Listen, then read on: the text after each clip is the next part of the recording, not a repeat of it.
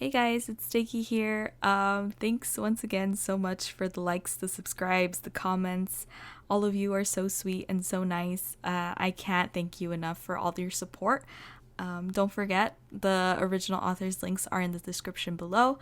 Please go check them out. And don't forget to follow me on my Twitter. I do update that pretty regularly, I would say. And I give you updates on how I'm progressing in each chapter. So yeah, go and follow me there. And if you want, you can DM me there too if you'd like to talk. But not necessary, just a suggestion. Anyway, yeah, thanks for all your support and enjoy the next chapter. The choking grip of darkness surrounded him like an ocean of spilled ink, thick and suffocating and wretched. Tendrils crawled under his skin like vines of acid, burning in his veins as they crept up his body like a ladder. He struggled, but could not move. He screamed, but no sound was heard. Mocking laughter, wet with saliva, whispered like ghosts into his ears, far away and unseen, yet clear and crisp as though right against his skin. The tendrils reached his neck, hot and alive with an erratic heartbeat in his pulse, and constricted his airway. You can't say they counted on you. What kind of are you? Bakugou struggled and attempted to scream as ink filled his lungs.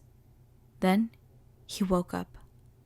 With ragged breath and cold sweat pooling in the pale blonde hair on the nape of his neck, Bakugou sat up with a jolt from the nightmare, crimson eyes scanning your living room for an enemy unseen.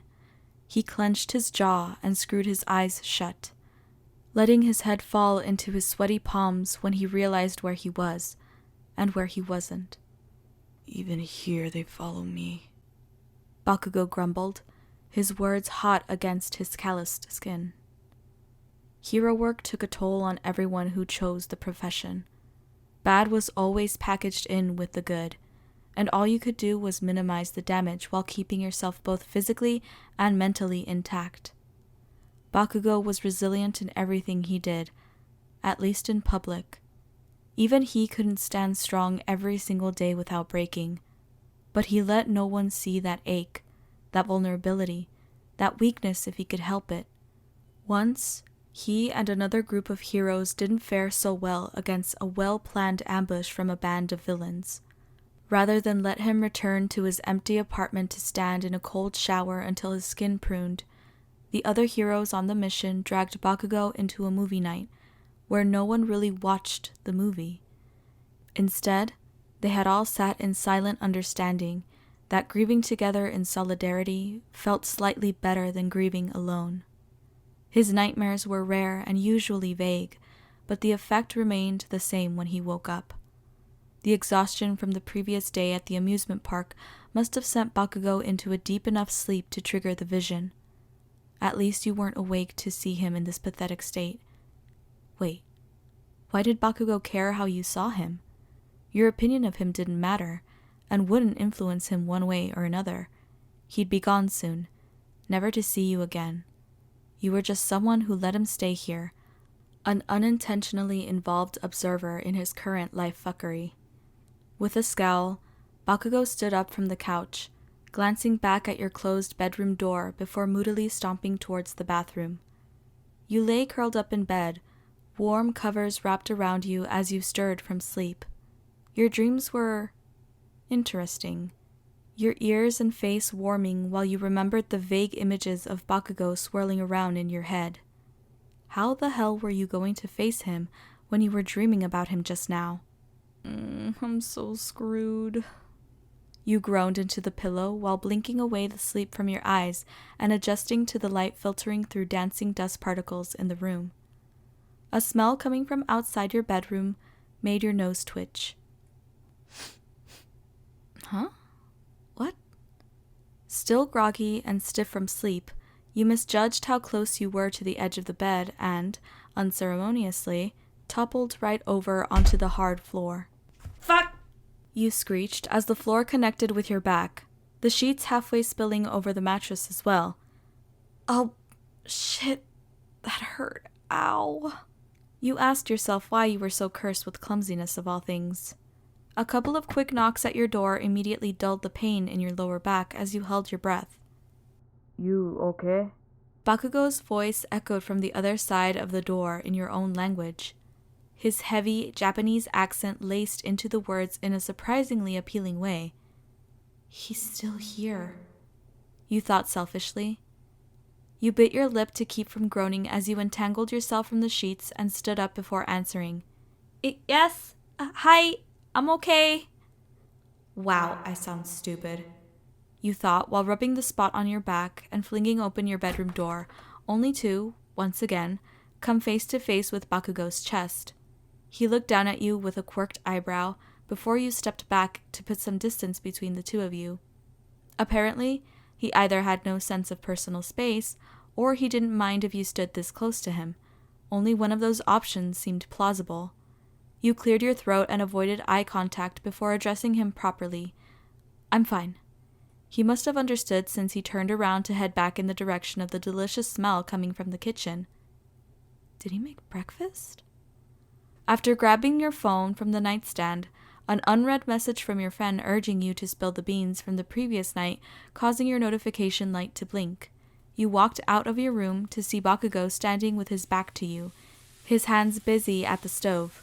He wore one of the tank tops you bought that showed off his broad shoulders and strong arms, and once again you tried desperately not to stare as you walked towards the bathroom to freshen up. Bakugou didn't bother with an oven mitt or pot holder as he held the pan handle with his left and stirred the fried rice with his right, his calloused hands nearly immune to heat at this point. He was used to cooking with saibashi chopsticks, but after looking in all your kitchen drawers despite knowing you wouldn't have any, Bakugou resigned to use the utensils available. He'd woken up in a shitty mood, but stubbornness forced him not to let one stupid nightmare ruin yet another day stuck in this place.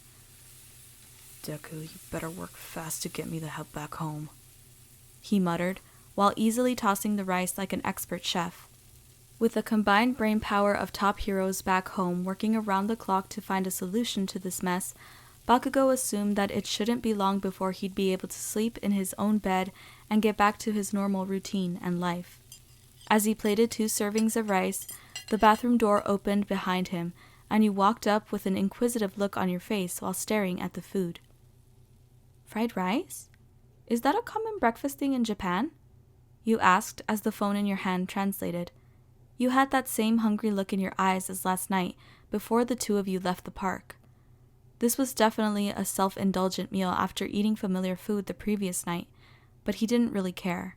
You'd made breakfast several times at this point, so it was his turn to return the favor, and also prove that he was a better cook. Yeah, rice is served with almost every meal. That a problem? Bakugou didn't consider whether or not you'd eat it. If you didn't like it, that was your problem, and he could save it for later. You shook your head and sniffed the air before letting out a satisfying hum. Nah, not at all. It smells great, too. You didn't have to cook, but thank you anyway. I don't say shit I don't mean. And I said I'm a better cook. Gonna prove it, he emphasized with a bit of smugness while beating a couple of eggs in a clean bowl. From the corner of his eye, he saw you reach forward to steal a grain of rice, but a glare sent your direction made you back away with a sheepish grin. Fine. You held your hands up in defeat before sitting down at the table so he could concentrate on not fucking up the eggs. They'd cook quickly, and ruining them meant you'd surely bug him all damn day about it. Once the folded eggs were placed delicately atop a small mountain of fried rice, Bakugou set each plate down at one end of the table before grabbing the sharpest knife you had, which was far too big for the job. But maybe it would sell the dramatics. When he turned around, you were about to dig in with your fork before he snatched it out of your hand. Hey! You cried out before eyeing the knife in his other hand with concern. Silently, Bakugou sliced through the egg, the gooey sides falling evenly across the fried rice in an impressive display. You stared with wide eyes as he did the same to his own plate before dumping the knife in the sink and sitting back down, satisfied that he'd won the cooking competition before you even tasted it. That's not fair. What isn't fair? He said while tossing some hot sauce. He just kept the now half-empty bottle on the table at this point, over the runny eggs. It's fancy breakfast! You stuffed a bit of everything into your mouth before dropping the fork with a clatter and a bizarre throaty groan. Fuck! Yeah, it's good. Not fair. I'll win next time. Bakugou snorted at your exaggerated reaction. Doubt it. The two of you ate breakfast with relative silence as you wondered what you could possibly do to keep Bakugou occupied today. The theme park was the most exciting thing you could think of, and he didn't really seem interested in anything else, but maybe you could pick his brain with a full stomach and a clear mind. Even though this was his 5th day here, far longer than he wanted to stay, you observed that Bakugou seemed to be in a relatively good mood. Have you figured out any more theories on how to return home? You asked while scraping your plate clean of egg and rice. Bakugou paused, and the look on his face made you almost immediately regret asking that question. It's almost like I'm constantly thinking about how the hell to get back or something. He snapped with more of a bite than you were expecting. Stop asking. Your teeth dug into your bottom lip as guilt bubbled in your chest for constantly reminding him that he wasn't back in his own world where he could use his quirk, where he could be a hero again. But you couldn't completely erase your curiosity at any new leads. At this point, though, it had to be a sore subject, so maybe it was best to drop it and try to keep him distracted with something fun. Sorry, I won't bring it up again, you said timidly, your phone barely picking up your words to translate as you picked at your food. The last thing you wanted to do was make him upset after how well yesterday went. Whenever Bakugou acted out with a petty attitude, you could snap right back, but you didn't want him agitated or angry, especially not at you directly. If you could avoid a repeat of his first day here, that would be best. Bakugou muttered something under his breath, prompting you to look up to see his stern face staring back at you. His lips thinned as he ran a hand through his pale blonde hair, the subtlety of an internal debate playing behind his crimson eyes. I do have another theory. One I thought of last night. Just stop bugging me about it because as far as I can tell, I can't do a damn thing to fix it from here. It surprised you that he managed to calm himself down, making you grateful for his own self-awareness. Maybe he was thinking about how you reacted towards him 5 days ago, too. Deal, you replied, trying to brush the tension from your shoulders as you got up to wash your plate. Bakugou moved to get up as well, but you held up a hand to stop him. You cooked, so I can wash. That's fair, right? And you can tell me your ideas, if you want. You added the last bit hastily to avoid the impression of demanding information, though you assumed if he didn't want you to know something, he wouldn't tell you anyway. Bakugou could tell your inquisitiveness didn't come from a place of malice, but rather one of curiosity and a genuine desire to help him out, considering all you'd done for him so far. After all his observations and digging, he couldn't find any ill will in your actions. He'd come to several conclusions since getting back from the park yesterday. 1. You probably didn't have any villain connections, nor were you associated with the villain that did this. If so, you'd have tried to get rid of him by now. 2. You seemed like a bad liar by how expressive you were, so if you attempted to hide something, he could tell. 3. There was probably nothing either of you could do to directly affect getting him back home. The last point bit at him terribly, if he was honest with himself. Bakugou hated feeling useless and weak, and for once his intelligence and powerful quirk might not be enough to liberate him from this stupid situation. Without quirks or anyone here who knew about quirks, all his theories and ideas led to dead ends without anyone to help act on them. Yesterday, surprisingly, did wonders in helping him let off steam, but the fact that his quirk had to remain a secret made his teeth grind. If his theory was right, which unfortunately seemed likely at this point, he needed to ask something of you. Relying on others still proved difficult at times, and now was no different, especially when Bakugou had nothing to his name besides the clothes on his back, which currently wasn't even technically his. The sudden lack of running water and clinking dishes brought his attention up to you. his eyes following as you rounded the kitchen counter to lean back against the couch facing him with your phone in hand. You opened your mouth to speak, but Bakugou got there first. How long can I stay here? He blurted out without any warning. Bakugou wasn't one for tiptoeing around something. If he wanted an answer, he'd ask the question without hesitation. Your brows knit together as you spoke. How long? Do you think you'll be here much longer? Bakugou stood up out of the kitchen chair and walked past you to stand in the middle of the room, warm light from outside pouring in across his bare feet before he turned your way with a stern expression. My theory is time. Most quirks have drawbacks, some more severe than others. For something powerful like this, tossing someone into another fucking universe or whatever, the villain probably can't do this often. Maybe there's a time limit until the quirk wears off. Or maybe if they use it again, it will cancel this version out. And that means all I can do is wait. His posture betrayed nothing of the possible revelation that patience might be his only ally here. Bakugou wasn't exactly a patient person from what you knew, which meant you'd need to put in some serious effort into keeping him calm so he wouldn't eventually blow up your apartment in frustration. You shifted to lean against the side of the couch in order to see him properly, which may have been a bad idea because, wow, he looked gorgeous in a morning glow. I mean, I don't have a roommate and no immediate plans for visitors, so I guess just stay as long as you need to. I won't kick you out unless you do something to warrant it. And you're still allowed to do that. He mirrored his words from the first day here.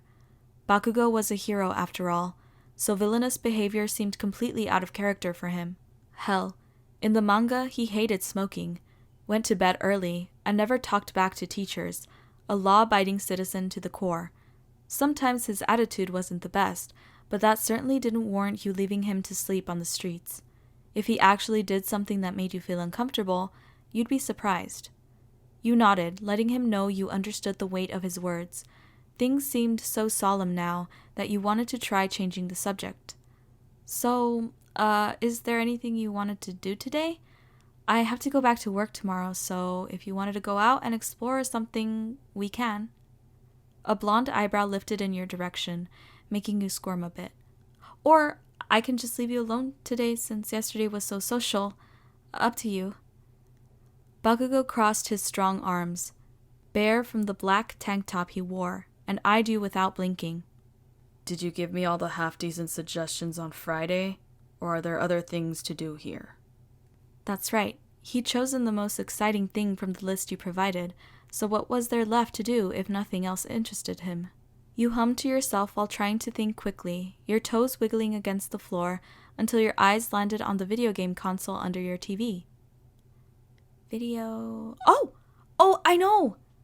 Your sudden burst of enthusiasm caught him off guard, as he gave you a silent, what the fuck, stare.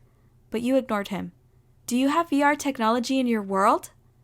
He looked towards the TV where you were staring, then back at you. Like virtual reality? You nodded in response. Yeah, why? His tone seemed interested, so you explained what you just remembered. So, a place opened up nearby that's like a VR bar. You can go and rent the headsets and stuff and play games. I have some friends who did it and they said it was pretty cool. Bakugou rarely had time for video games back home, and though the technology existed, he didn't personally own a headset. Sero did though. Keyword being did, until Kaminari freaked out while fighting a virtual monster, broke a chair, and short-circuited the damn thing on accident before Bakugou even got to mess around with it. Maybe some combat-related games could prove interesting, not to mention the added bonus of seeing you flail around like a moron while he inevitably destroyed you in whatever games they offered. Could be fun. He pondered. It was certainly better than sitting in this apartment doing nothing. Fine. Yeah. I want to see how much worse you are at games than you normally are. He quipped with a smirk.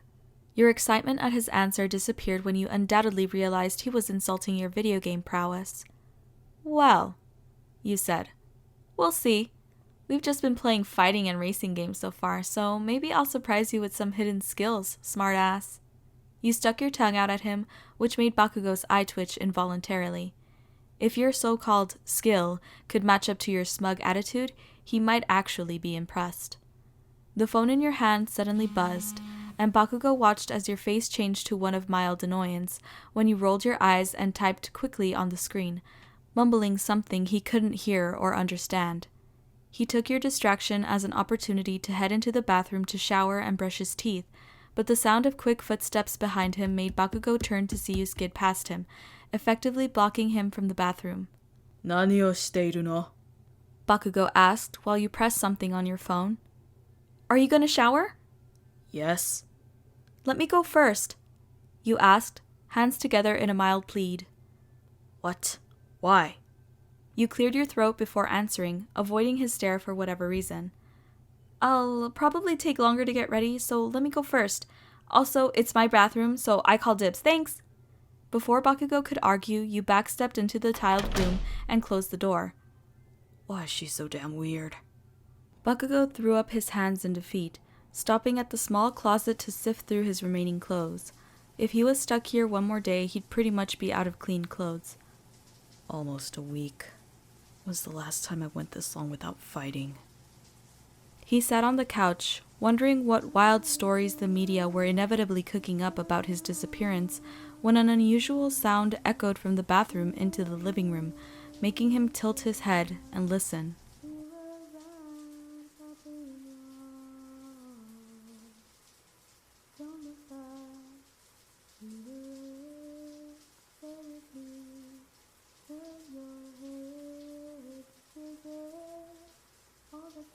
You were singing, and it wasn't half bad. Even without the ability to understand the words, the melody was pleasant to his ears and cadence had a nice rhythm to it.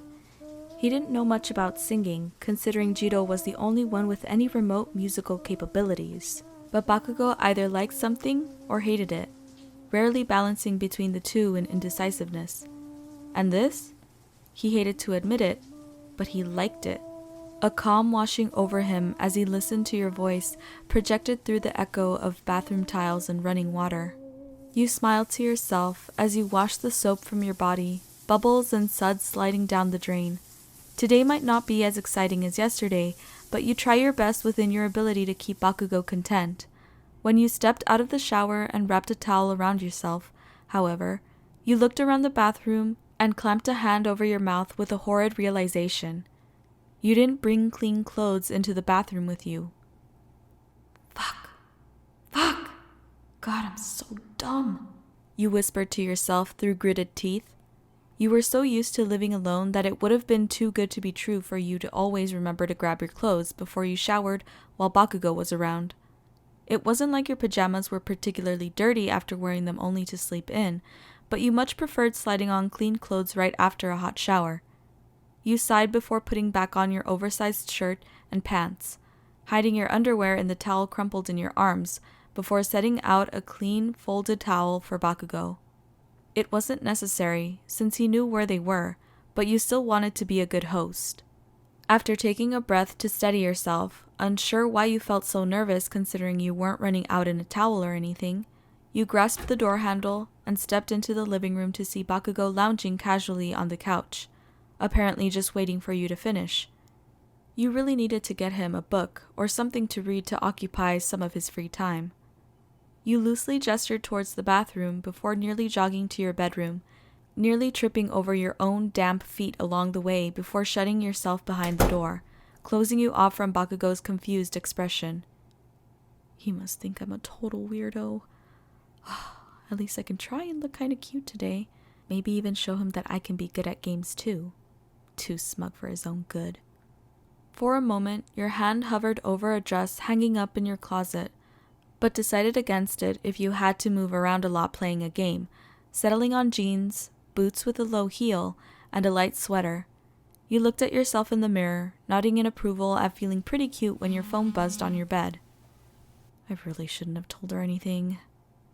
With the minimal information you told your friend, that a travel error stranded a stranger in your town, and you offered to let him stay with you until he was able to get back home, She honed in quickly with questions about whether or not he was cute, if he was funny, if you liked him, etc. It wasn't like your crush on Bakugou would lead anywhere. When he returned home, he'd probably forget all about you and this universe, happy that he could be a hero again. There was no use in attempting to start something that could never turn into anything significant. It wasn't that you lacked confidence in yourself, really. You'd successfully navigated relationships in the past, but for one reason or another, they just never worked out. My goal is to keep him busy, not take him on a date anyway. You bit your lip and thought back to the handful of people who assumed you and Bakugou were dating yesterday, but shook those thoughts aside, looked at yourself once more in the mirror, and opened your bedroom door. Bakugou stood up from the couch. As the door behind him opened, having been twiddling his thumbs after showering, since he couldn't exactly go out and spend money he didn't have, in a town he wasn't familiar with. "Ready?" you asked, while he grabbed the cheap sunglasses from the previous day. He dismissed your smug grin visible out of the corner of his eye. After locking the door behind you, Bakugou walked down the hallway and saw one of the few signs of life in the building besides you and himself. An older woman with an equally old-looking dog. It barked at him weakly as he walked by, and the woman nodded in his direction with a wrinkled smile. "Mornin'," she said while fumbling with the keys to her door. He answered based off an assumption of what she said. Ohayo. He replied without a glance before heading down the stairs, hearing your own footsteps behind him. You and the woman exchanged some words before catching up to him. "Good for her," the woman whispered down to her dog, who definitely understood and barked the doggy equivalent of, "I agree," in response. As if on instinct, Bakugou walked in the direction of your car, but rather than follow his lead, you just continued walking right past him down the paved parking lot in front of your building. He looked up, confused before you pointed down the street. "It's close enough to walk to. We don't have to drive," you called before continuing to walk. Bakugou huffed before running to catch up to you, now assuming wherever this place was must have been close enough to walk to. Clouds hung overhead, a shift from the clear blue sky from the previous day, though they weren't dark or dense enough to indicate rain. He was glad the sidewalks were far more sparse in terms of people than the amusement park.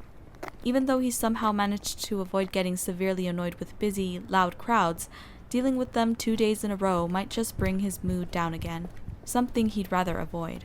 You walked beside Bakugou as he took in shops and stores he'd never seen before.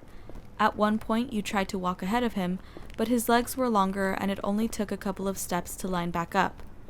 You turned it into a damn game after a few repeated cycles of this, apparently prepping for whatever lay ahead at this VR place.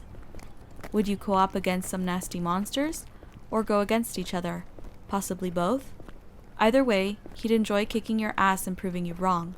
He supposed that, without quirks, something as mundane as video games was probably more appealing here than they were back home, with the ability to act out fantasy scenarios and do things no human here could ever accomplish.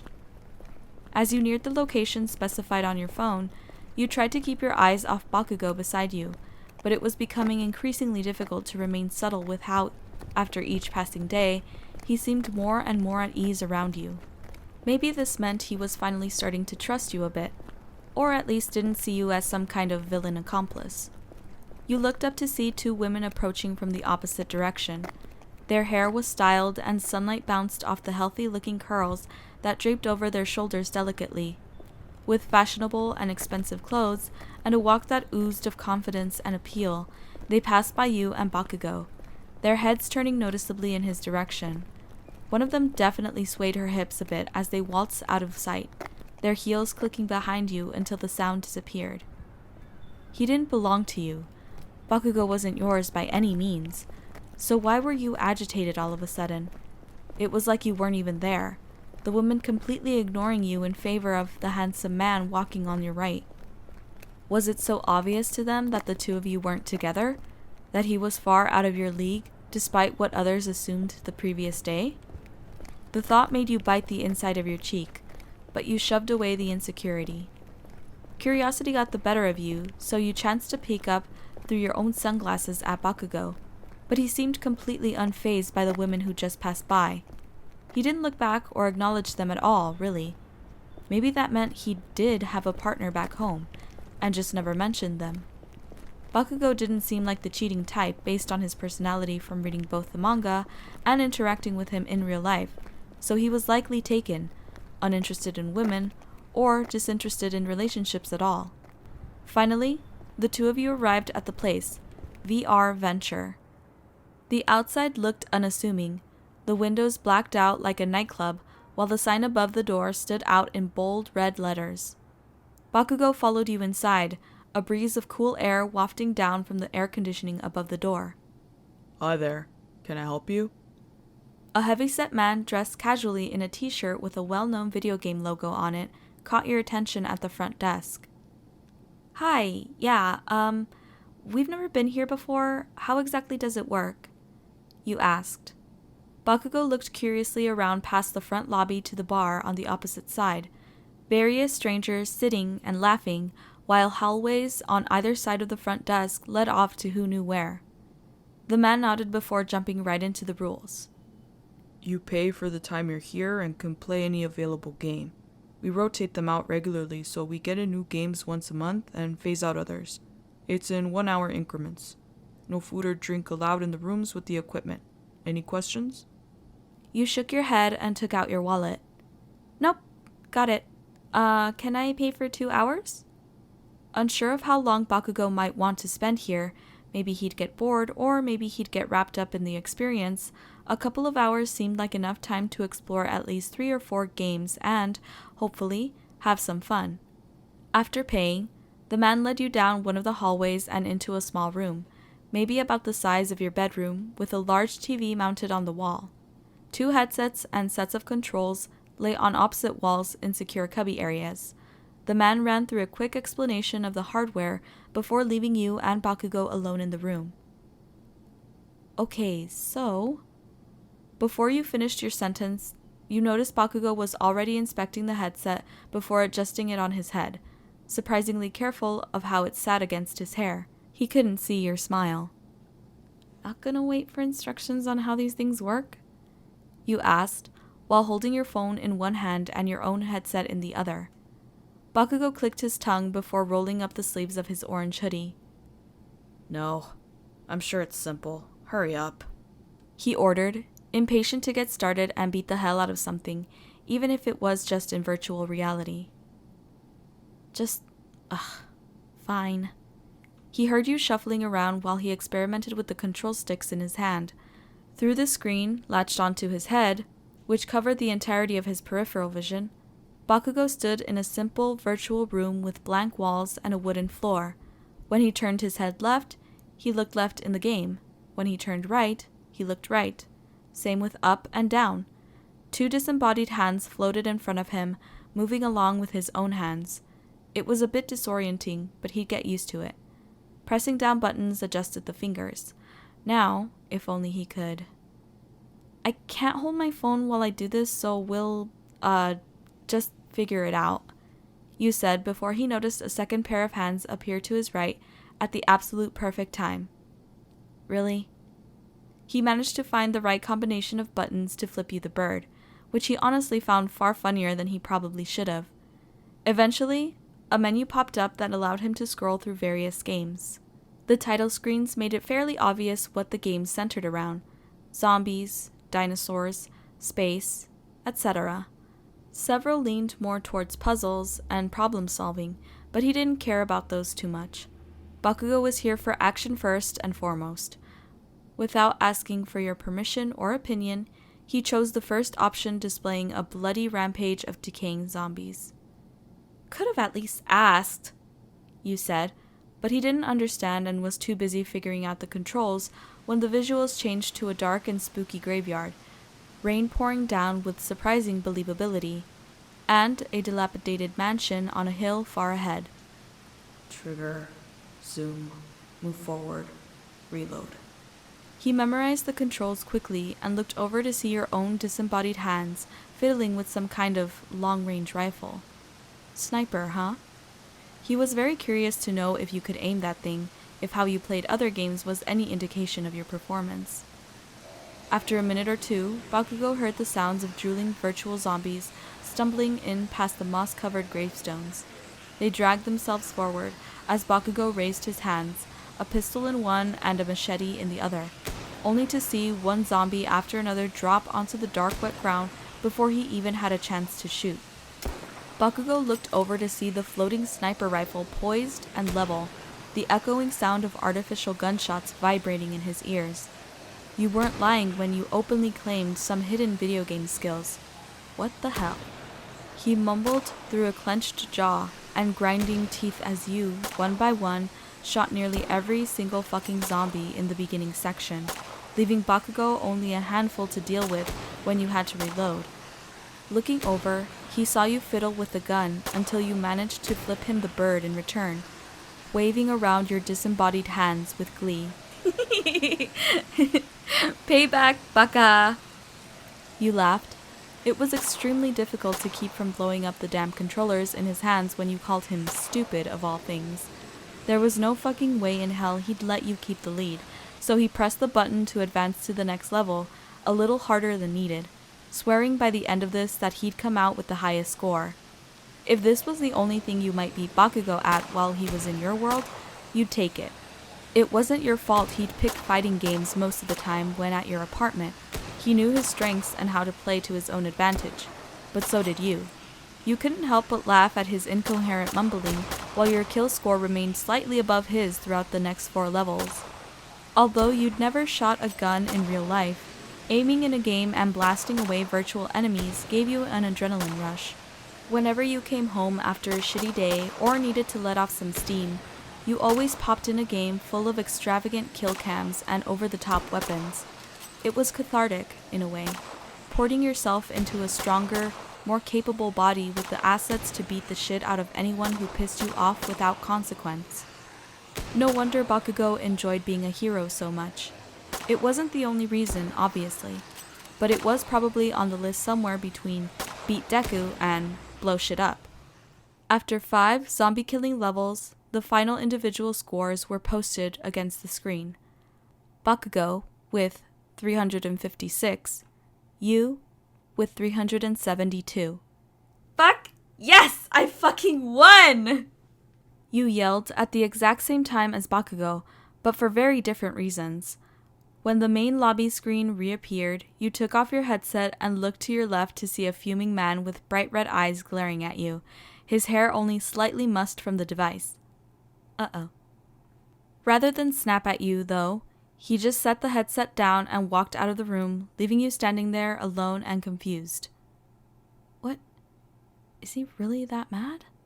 You silently poked your head out of the doorway to see him walk towards a water fountain with his back to you, shoulders square and stiff. Oh, just thirsty. You thought, as you moved back into the room. He liked competition, right? But he also seemed like a terribly sore loser, so if he wanted a rematch or to play something else, maybe you should go easy on him. However, you immediately thought back to the sports festival and his match against Todoroki. Bakugou was furious that Todoroki didn't use his full power against him, so no, it was probably a bad idea to do anything other than try your best, even if Bakugou seemed more in control of his emotions now. Your fingers tapped against the screen of your phone when Bakugou returned. He seemed less pissed off now, which was a relief, and gestured to your phone as though he wanted to say something. Look, you started, but he cut you off. Rematch, different game, don't hold back, he declared while pointing directly at you challengingly before picking up the headset and adjusting it once more.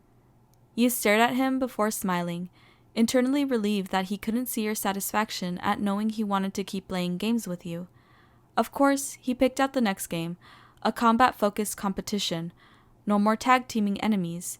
He was definitely trying to win this round, but even though this wasn't your preferred shooter, you'd try your hardest. Too bad it wasn't nearly enough.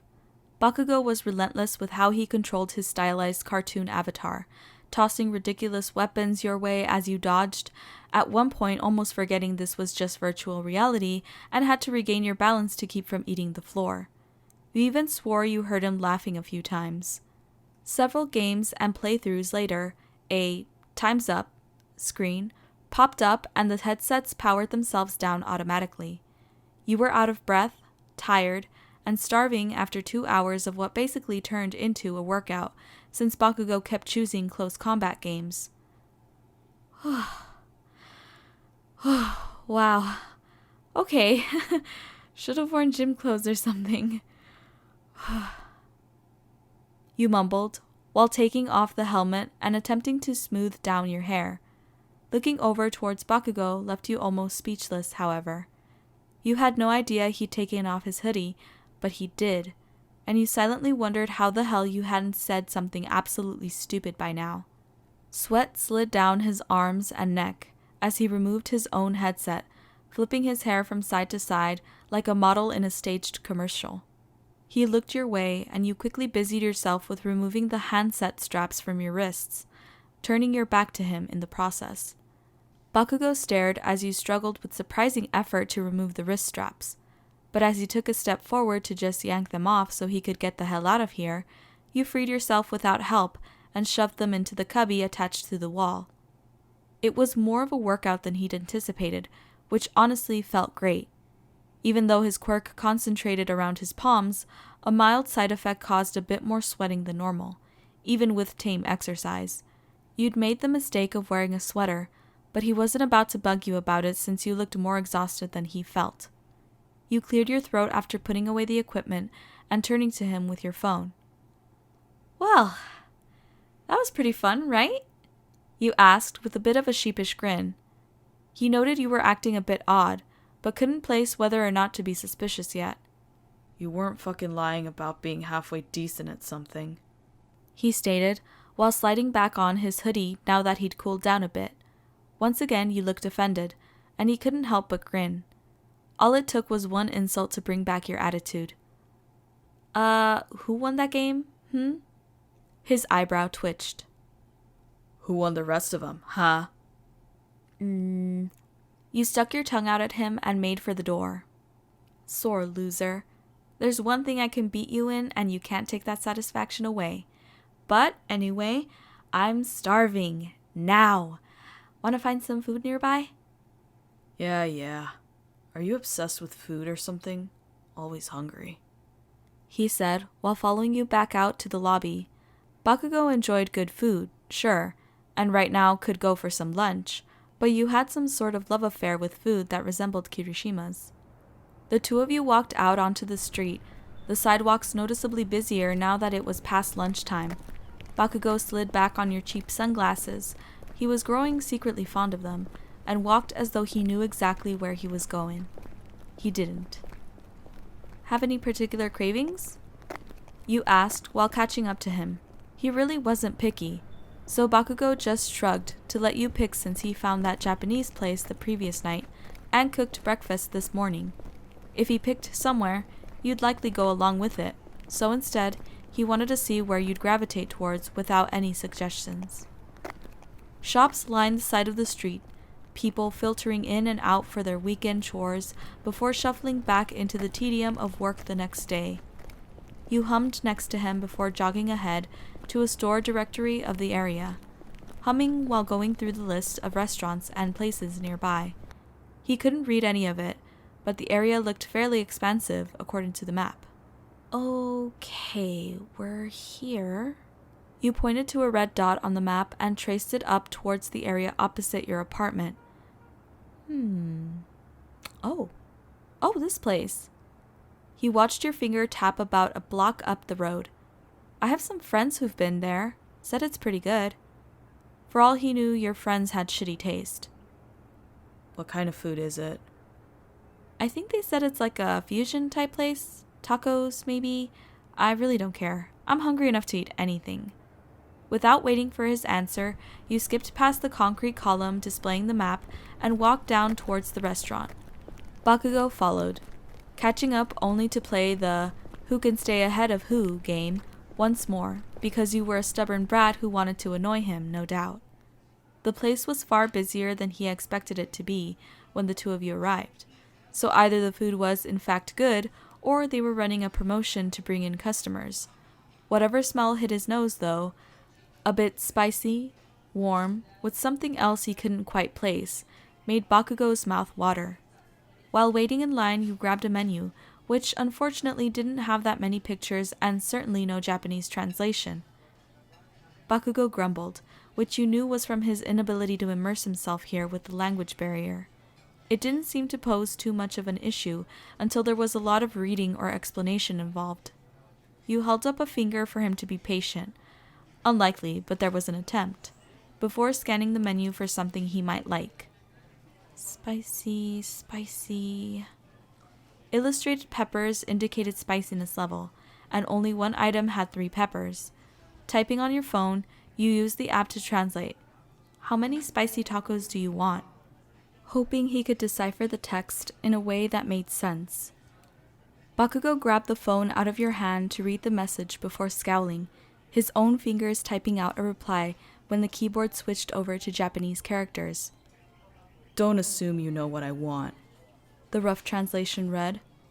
Well, what were you supposed to do? Either he ate what you ordered for him, or didn't eat at all. If you hate it, blame me. I'll make you lunch.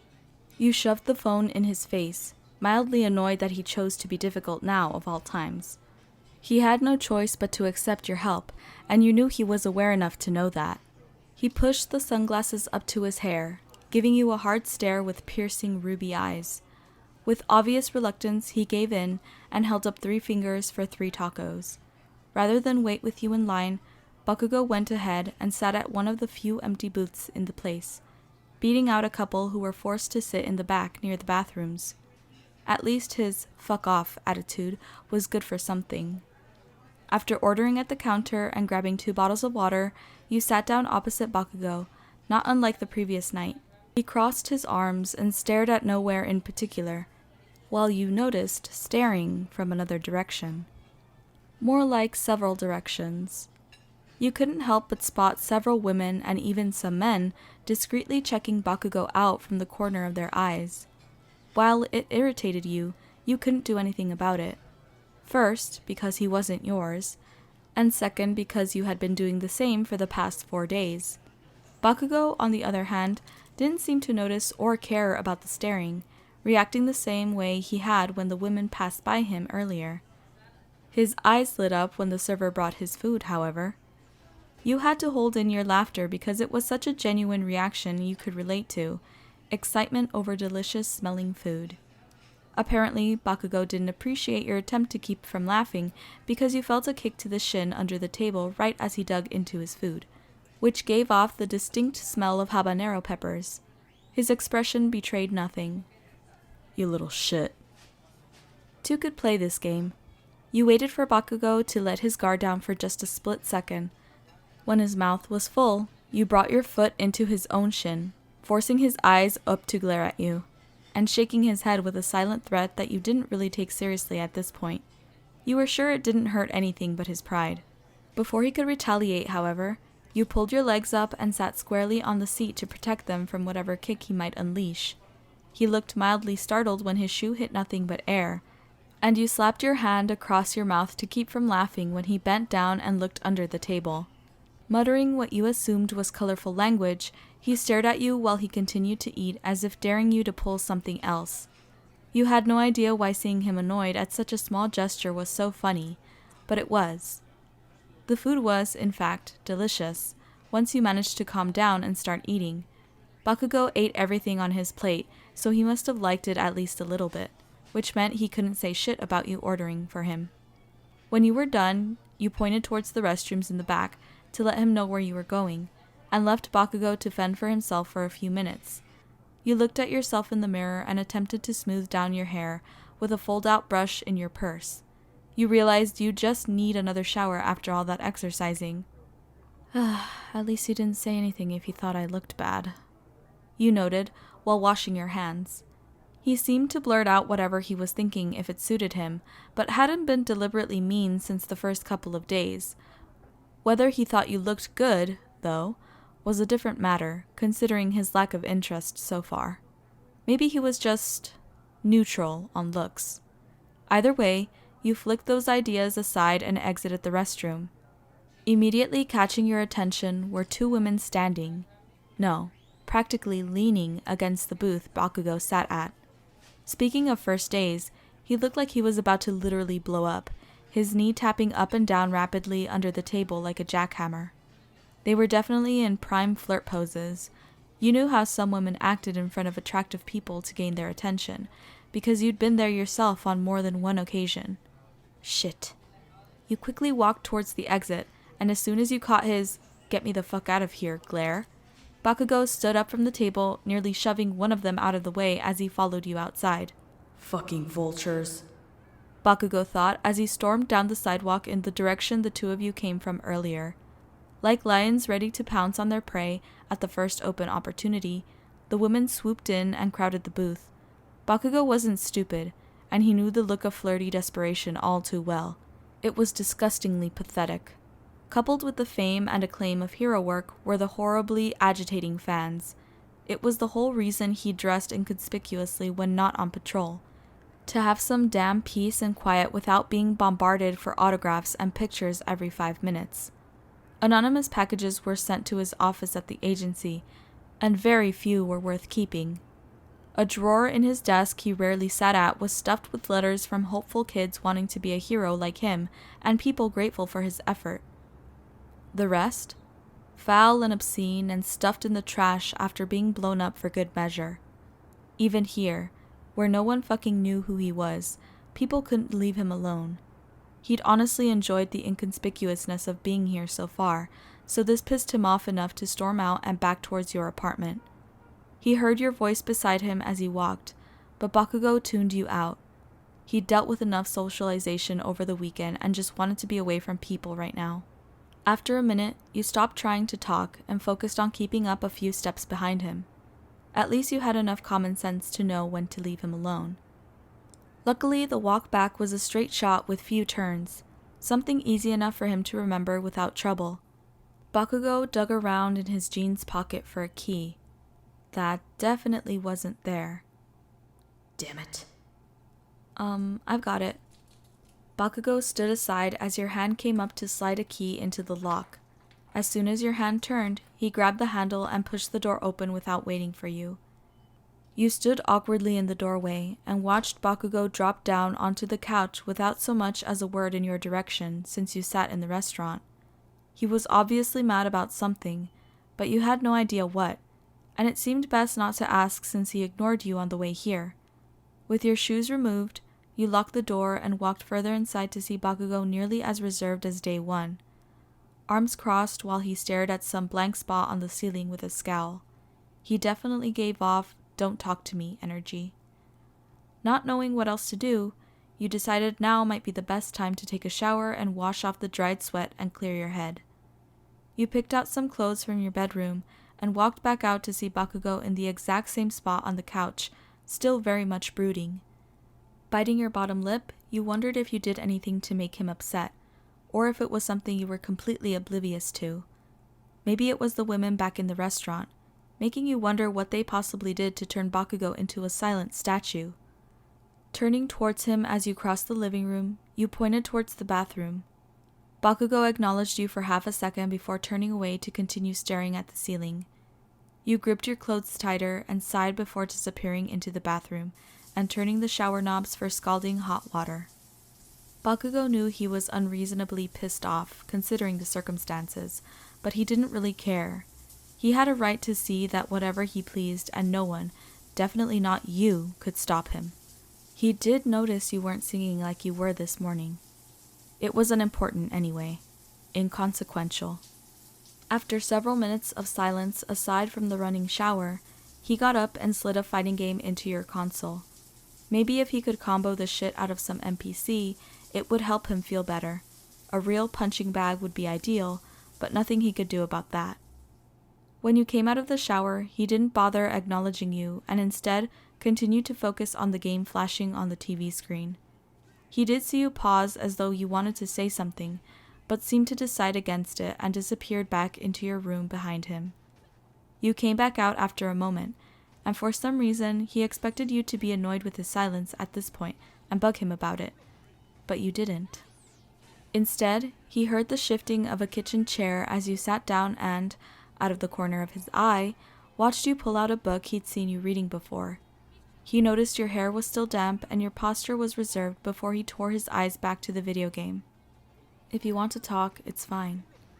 When the phone next to you translated, Bakugou growled, and you said nothing else. He didn't need your pity or outreach, and he certainly wasn't about to air out his agitation to someone who wasn't his friend or colleague. He was here because he had no other choice. It was either stick around this apartment or sleep outside. You weren't anyone to him.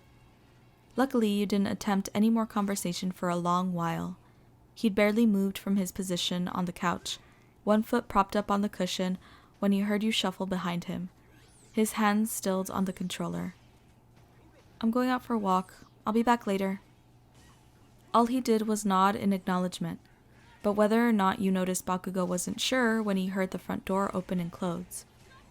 He finally paused the game and felt an almost unnerving sense of solitude with your abrupt absence, like a gust of wind on a still day. You walked down the paved parking lot until it merged into the sidewalk, and headed in the direction opposite the one you and Bakugou ventured down this morning as if on autopilot. He made the apartment too stifling with his brooding, and maybe just you being there was preventing any positive progress on getting over it. The late afternoon sun cast a mandarin glow over the buildings and trees, like a warm fire that couldn't burn or harm. Cars whizzed by, and families chatted as your feet hit the ground one step at a time towards an unknown destination. Eventually, you passed in front of a store you'd meant to enter many times but always passed by. Now seemed like a good as time as any to enter the bookstore seated on your left in between a chain restaurant and jewelry store. You loved the smell of books and paper. It gave you a feeling of nostalgia, memories of staying up past your bedtime to finish a novel or running your hands over the glossy pages of picture books filled with animals and dinosaurs. So much was contained within the bindings facing you on dusty wooden bookshelves, and immediately you were glad you decided to take a walk. Wandering around the store, you took in all the different sections: fiction, nonfiction, young adult, romance, classics, historical, etc. An occupied chair greeted you after rounding the corner of a shelf littered with titles like The Sexiest Vampire and Writing Boys, a novel. The chair, which seemed oddly elaborate for the fairly plain interior of the store, housed a cobalt cushion which, in turn, housed a very fluffy cat. You internally squealed, not expecting to see an animal in the store. It made sense, you supposed, that it might enjoy the silence and occasional pets. You wanted to pet the cat. You really wanted to pet the cat. What's your name, Bending down, you looked for a collar and found a metal tag imprinted with the name Honey. Indeed, a coat of warm caramel and golden tones spread across the cat from nose to tail.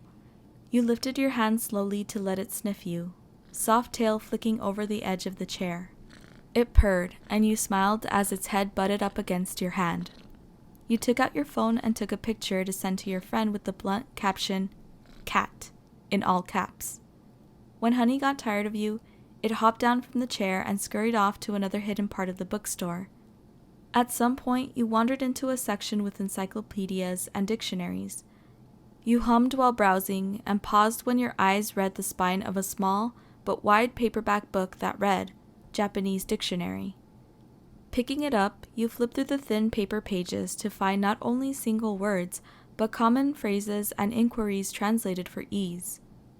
Shit, this might come in handy, and it's pretty cheap, you commented, turning the book over to look at the price. With the book under your arm, you continued to browse around the store, inevitably drifting into the fiction section where you perused a few titles you'd heard positive things about. Before you realized it, however, the novel switched into manga as you continued exploring. It was here you stopped and bent down to look at a section that nearly stretched across an entire shelf. You picked up a book and flipped it to a random page until your heart jumped up into your throat. Teenage Bakugou stared up at you from the off-white page, the shading dramatic and action lines bold to show him winding up for his recognizable howitzer impact against Todoroki during the sports festival. He looked so young and angry here. If you hadn't read up through the AFO fight, his duel with Deku, and how he acted during the makeup portion of the provisional license exam, you'd have much more difficulty imagining how Bakugou got from one end of the emotional spectrum to the other, for the most part. He still had a temper, was blunt almost to the point of rudeness, and could cut a diamond with his glare, but his attitude definitely improved as he moved into adulthood. You read that manga? What volume you on? A small voice caught your attention, and, looking up, you saw a young girl sitting cross-legged on the floor with a My Hero Academia manga in her lap. She looked half your age at the most. The low pigtails made her look even younger. She was staring at the volume in your hands. Oh, yeah, I've read, up past the volumes they have here, you replied while counting up the numbers. They only had up through the overhaul arc, but you'd read online versions up through the festival arc. Who's your fave? She asked, apparently wanting to quiz you on manga knowledge. You started to sweat thinking about the men back at your apartment. After clearing your throat, you smiled down at the girl while trying to keep it together. I guess Bakugou is my favorite. Not just his personality and quirk, but his character development is really wild. A lot of people, myself included, didn't care for him much in the beginning. Yeah, he's a giant asshole. You held your tongue and looked down to see a page spread of the Wild Wild Pussycats, which meant she hadn't seen even half of Bakugou's later improvement. Todoroki's pretty cool. His dad's really mean though. It always seemed like a popularity contest between Todoroki and Bakugou. Well, if you keep on reading, you'll see how people change. You felt an urge to defend him from harsh judgment, not only because you knew more of the plot, but because you kind of sort of, maybe had a basic understanding of Bakugou from actually meeting him in real life. While you were debating manga characters with a child, Bakugou stood in front of your closed bedroom door, curiosity bubbling up once more now that he was alone. Look around for clues since she kicked me out last time. He wasn't exactly thinking in the most rational sense 5 days ago, so with you gone, he wanted one more look around your room for anything you might be hiding. You called him a damn pervert last time, but it wasn't like he could dig through your clothes. Or would that be the perfect place to hide something? But if he moved anything too much, you'd notice. Fuck it. Playing it safe only got him so far. He opened the door and turned on the light to reveal an unmade bed, a dresser, nightstand, and nothing particularly out of the ordinary. Stray clothes lay crumpled on the floor, but he stepped over them to bend down and crawl under the bed where he originally emerged. No residue, no holes, nothing to indicate he'd materialized from another universe, just a long pillow and too much dust. She should fucking sweep under here, he mumbled, while brushing the dust off his shirt once he stood up. He completely missed the stuffed animal hidden behind said pillow, already forgotten and dismissed. His hand moved to open one of the dresser drawers, but stopped, suddenly feeling like he was invading your privacy. What did he expect to find anyway? A note from the villain detailing their intricate plans? Having nothing specific to look for meant he was basically searching in the dark. He let his hand drop and looked over towards your closet, the door slightly ajar to reveal a crack of darkness on the other side. Striding across the room, Bakugou pushed open the door and turned on the separate light to reveal clothes. Various clothes, some suitcases, hats, purses, belts, and some other boring-looking shit lined the wall-mounted racks of the small room. Nothing extraordinary here, either. While scanning the hangers weighed down with jackets, he thought about your sense of fashion briefly. Since he wasn't in Japan, the popular clothing styles were obviously different, something he took note of while wandering around at the park and exploring earlier. He also wasn't oblivious to your own sense of style, which, honestly, wasn't terrible. Bakugou was so used to Kirishima's horrid patterns that maybe everyone else looked acceptable in comparison. Thinking of Kirishima, something bold and red jumped out at him in the closet, and he couldn't help but reach forward and pull it off the rack to investigate. Swaying from the plastic hanger was a simple but nice-looking dress. the fabric like shiny satin and unwrinkled, as though it had only been worn once, or not at all. The hell would she wear this? A hot date? Speaking of which, it dawned on him that you'd never mentioned a relationship before, but then again, he didn't exactly feel the need to share irrelevant information about his personal life either. If you were dating, it might be hard to explain his appearance and why some stranger was sleeping on your couch, and when he realized the mental tangent his mind was leaning towards, Bakugou scoffed and hung the dress back up where he found it. But in his rush, he knocked several other things off the rack. Shit! Fuck! He cursed, while trying to put everything back where he found it, and scurried out of the room, until he remembered to turn out the light and leave the door cracked, just like he found it. Why should I care? None of my damn business. He walked out of your room, noticing you weren't back yet, and glad you hadn't found him rooting through your things. There was probably nothing significant to find, anyway. Glancing up at the clock on the microwave above the stove, he noticed you'd been gone a while and wondered when you'd be back. A walk shouldn't take hours, right? Unless you were annoyed with his moping to the point of reluctance to return until his attitude shifted. He growled to himself, feeling like he was overthinking things. Normally, critical analysis of a situation fell right within his forte, but this was over something insignificant. Bakugou didn't care if he agitated you. Hell, he'd been nice if not even hospitable the past few days to keep you placated. This was nothing more than a housing agreement based on extraordinary circumstances. Deciding to take a shower to clear his head and wash off the bit of sweat from before lunch, Bakugou told himself if you weren't back in an hour, he'd go out looking for you. Getting lost seemed within your realm of competence, in addition to the fact that Bakugou wasn't stupid and knew how a woman walking around alone might look to some shitty asshole. 1 hour, he told himself. He could occupy himself for an hour. You weren't kidnapped, or lost, or anything of the sort. Rather, you were walking back to your apartment with a bag in one hand weighed down with 2 books, the Japanese dictionary, and a novel you'd read a couple of years ago translated into Japanese. Maybe he'd appreciate it. Or maybe not. It was hard to predict exactly what he'd do or how he'd act at this point. While strolling down the sidewalk as the sun started to set, you felt your phone buzz in your purse. It was your mother calling, probably to catch up and see how you were getting along. She always seemed to call during a moment of stress or anxiety, like some otherworldly mom sense tingling. You debated on whether or not to answer, given that she could sniff out whenever you felt even mildly off, and this whole week threw you off in a massive way. But then again, if you didn't answer, she might call you when you were with Bakugou and make it awkward, or worse, she'd show up uninvited out of worry. It wouldn't be the first time. While you normally loved your mother, her tendency for overprotection was a lot to deal with sometimes. No matter how old you got, she'd always think of you as a kid rather than an adult. With a deep breath, you pressed the green button on the screen. Hey, Mom. Hey, sweetie. How are you doing? Been a while since we last talked. Her tone sounded inquisitive rather than demanding or worried, luckily. Yeah, sorry. I've just been pretty busy lately, you explain, while trying to keep your tone even to reveal nothing as you slowed your walk towards home. Oh? I know that job of yours keeps you so stressed. You need to relax sometimes, dear.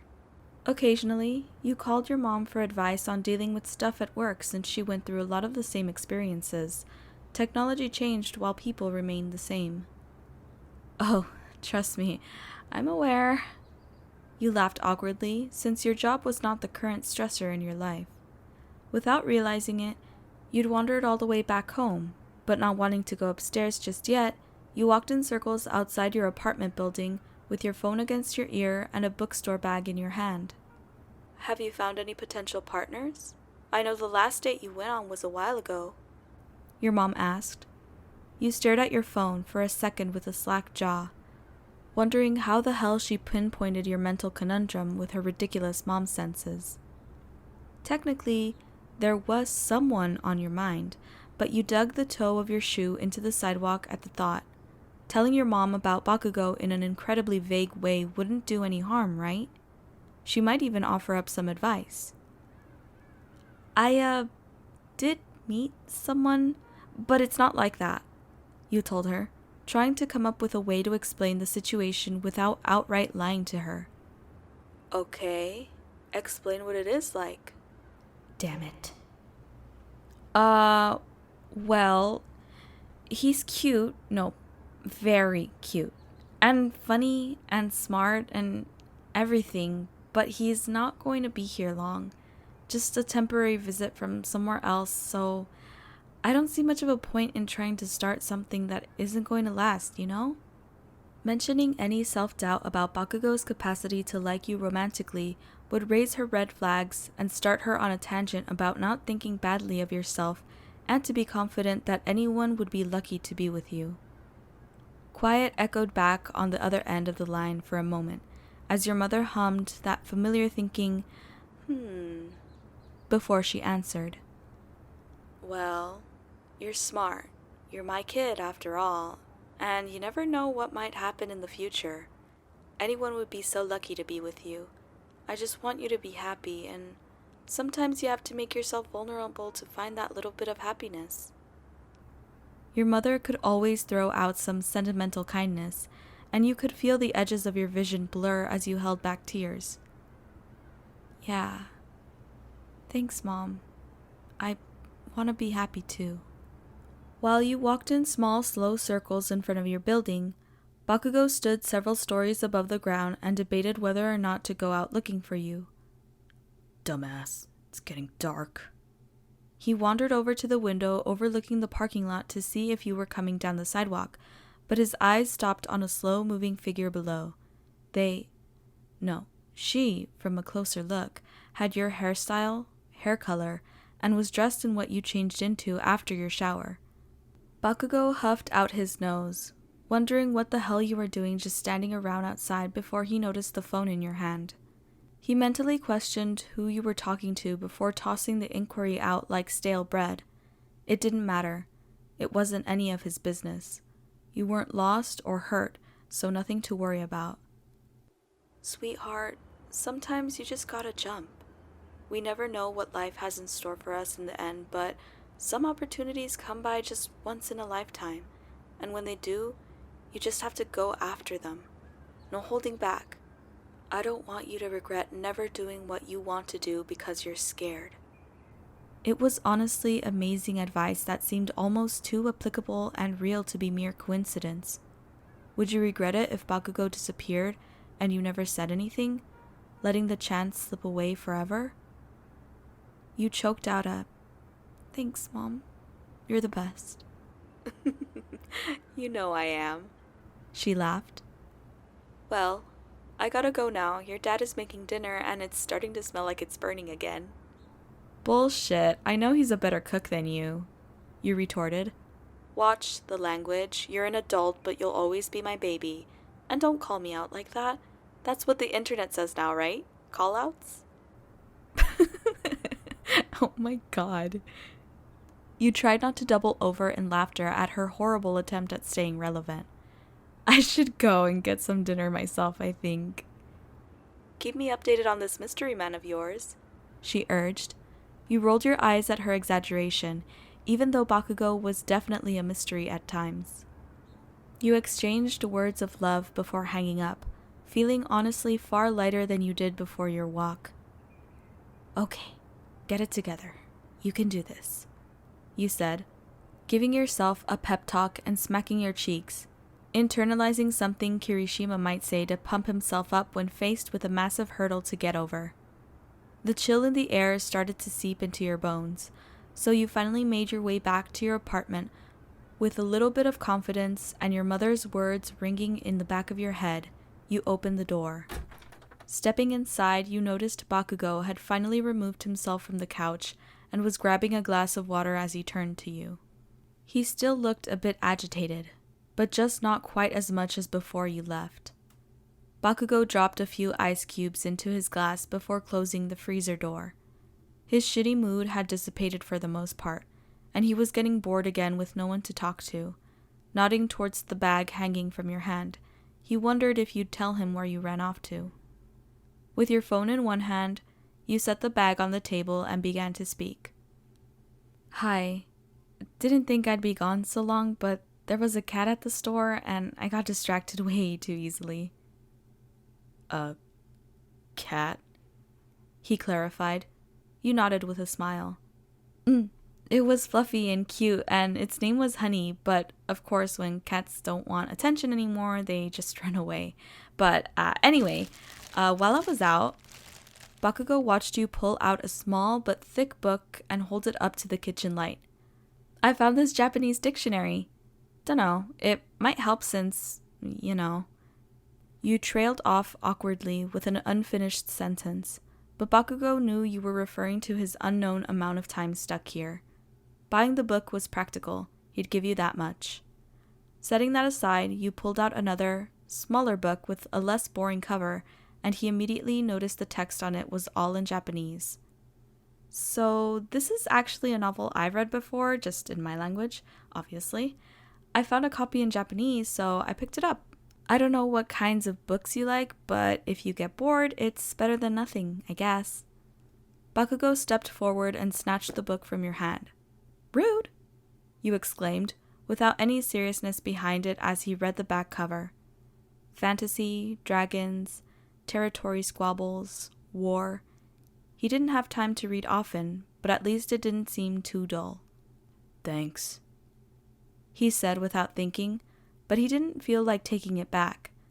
After not finding anything incriminating in your room, even if the search was very surface level, Bakugou remained convinced that you weren't collaborating with any villains, which meant he could just focus on making fun of you for dumb shit until you got annoyed. You're welcome. Are you hungry? I'm still kind of full from earlier, but I could eat a sandwich or something. And no, you said while pointing in his face. Bakugou felt an urge to slap your hand away. You're not cooking since you made breakfast. He just shrugged his shoulders and walked past you with his glass of water and new book. Didn't say I was. You made that assumption yourself. And if you screw up something as simple as a sandwich, I will laugh. You huffed and rolled your eyes, which made him smirk against the cool glass. Over the next 10 minutes, you slapped together 2 sandwiches, asking him yes and no questions to what he wanted, and he nodded or made a sound of disgust with each condiment. When you set the plates down at the table, Bakugou tossed the novel on the couch and sat at the end of the table opposite to you. It was such a simple sandwich, so he didn't have much to say about it, but it wasn't a bad sandwich, at least. After he finished eating, Bakugou stood up to wash his plate, but you grabbed the other side in an attempt to grab it away. Luckily, he had a strong grip. He stared down at you. You stared back with an almost impressive amount of determination. He knew you probably wanted to wash them, and he had no reason to fight you on it, but he did anyway because he was an ass. Let go, you said. Yada, he replied, assuming what you said from context clues. You tugged on the plate, but he didn't let it budge. Your growing frustration at something so stupid made him grin. Oh my god, fine, take it. Eventually, you let go, but then Bakugou realized he'd just reassigned himself to washing dishes. Fucking damn it. You gave him a knowing look. His eyebrow twitched. While Bakugou lost a competition he didn't realize he lost until it was too late, and busied his hands in the sink while grumbling, you picked up the dictionary from the table and thumbed through it. At the very least, he'd probably get a kick out of your horrible pronunciation of his native language. You leaned against the wall and flipped to a page out of curiosity. Let's see. Explosion is... Ha! Bakuhatsu. It's almost your name, like you were named after your quirk. You secretly knew quirks didn't develop until people were about 4 years old, but the coincidence Horikoshi created was too clever to pass up mentioning. Bakugou rolled his eyes but didn't bother glancing in your direction, confirming that information in a cranky tone of voice, as if he'd heard all the jokes before. You couldn't help yourself and risked one terrible gag. Is that why you have such an explosive personality? When the phone translated, he did look up to stare at you like you were the biggest fucking moron on the planet, and for some stupid reason, you started laughing at how serious he appeared over your dumb joke. You tried to get it under control, but every time you saw his cranky face, it made you burst into another fit of giggles. You hid your face in the dictionary as you laughed, feeling his glare at the back of your head, but you couldn't help it. He still looked pretty cute, even when his lip twitched in agitation. Suddenly, he walked over and snatched the book out of your hands, setting down the dish-drying towel and flipping through the book for some kind of retort while you sputtered with laughter, hiding your smile behind your hands. He flipped through various pages back and forth. You were finally starting to come down when he glared at you and said with a very thick Japanese accent, "Stop being stupid," in your language. Honestly, that just sent you into another stronger fit of giggles. Sometimes you laughed at the dumbest things, and now was definitely one of those times. You held your sides, unable to get a hold of yourself, eventually sitting down in the chair while Bakugou fumed with annoyance. He threw up his hands, obviously fed up with your antics, but you could tell he wasn't actually mad. You laughed so hard you actually fell out of the chair, busting your butt on the floor and smacking the bruise on your back from this morning, which you were now painfully reminded of. Fuck! You yelled, while trying to get a hold of your laughter and groaning at the same time. It actually forced out a laugh from Bakugou. The sound was so obviously startled out of him and was so full of unexpected joy that even in pain, you laughed with him while still on the floor, trying to desperately keep from snorting. After you both calmed down a bit, he extended his hand down to you and helped you up from the floor with ease, making you wince. This would turn into a safety hazard if cheering him up meant making yourself look like an idiot. Maybe that meant he'd be impressed if you could keep your shit together and act like a human being with a bit of grace and balance. His hand was rough and calloused from his quirk, but was also sturdy and brought a sense of comfort. It was different from the brief touch the previous night at the restaurant, his fingers wrapped around your palm for far too little time. Bakugou watched your face scrunch up as you got back to your feet, setting the dictionary down to let your phone do the work. "You didn't fall that hard, dummy." No, I fell out of my bed this morning and, well, the floor just made me relive that memory. You explained while rubbing a spot on your lower back. He'd fallen off buildings before, so this seemed minor, but he decided not to compare pain tolerance levels. Bakugou debated something for a moment before he grabbed the dictionary and rifled through the pages again. While stuck here, he might as well start learning a new language in case he saved someone from here one day. "Kurimu?" he asked, assuming he butchered the pronunciation since your phone didn't translate it back into Japanese. With a look of recognition, you nodded, holding your hand out for the dictionary. "Hi, sokushi kusuri ga aru." He snickered and corrected your pronunciation, letting you repeat it back once more. Still terrible. "Kori ni ete kudasai?" you requested while clapping your hands together, pleading for this small favor. He'd look like an asshole for refusing, so instead he turned around to open the drawer he'd found resealable bags in the other day. You left Bakugou in the kitchen while you rifled under your bathroom sink for some cream. Band-aids, rubbing alcohol. Okay, here it is. After checking the expiration date because you didn't get giant bruises that often, you reached down and nearly pulled up your shirt before remembering that Bakugou was just around the corner. "Shit!" you squeal in a small voice while quickly smoothing your shirt back down, but not before seeing the large purple spot on your back in the mirror. "Wow, nice look," you commented sarcastically while trying to keep the blush from your cheeks considering you almost stripped down with the door open. With a deep, calming breath, you walked back into the kitchen to see Bakugou holding out a bag of ice with a paper towel wrapped around it. You took the bag from him with a nod. "Arigato." You thanked him, glad that the atmosphere finally calmed down and he rid himself of his bad mood from earlier. Grabbing your phone from the table, you turned back to him. "I'm just gonna lay down on my bed and read since I can't stand around with ice on my back." Let me know if you need anything." With your bedroom door cracked open, you lay down and applied the cream to your lower back before balancing the ice to the right of your spine. Almost immediately, relief hit the bruised spot as you open up the novel you were slowly picking through during your free time. Bakugou also picked up a book, the one you bought earlier, and continued reading it, so far intrigued from the first chapter. After about an hour of silence from your bedroom, he decided to stand up and stretch, thinking about his wandering around in there earlier. You must not have noticed if he didn't place something back exactly the way he found it. He yawned as exhaustion started to catch up with him, even though today wasn't nearly as busy as the previous day, red eyes glancing at your door. Fuck it, he mumbled before walking over to your door to ask if you were going to sleep anytime soon. The scene before him, though, wasn't what he expected.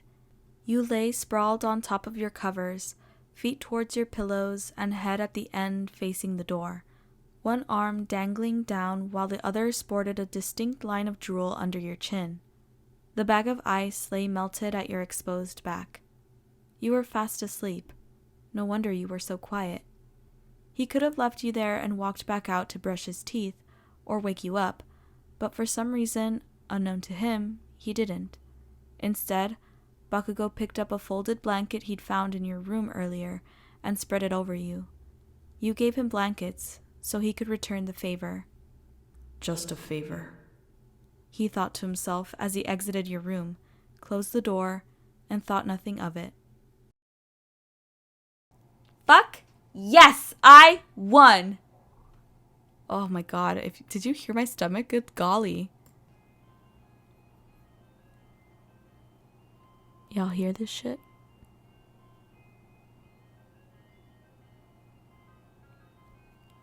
Ice cream truck, you are the bane of my existence.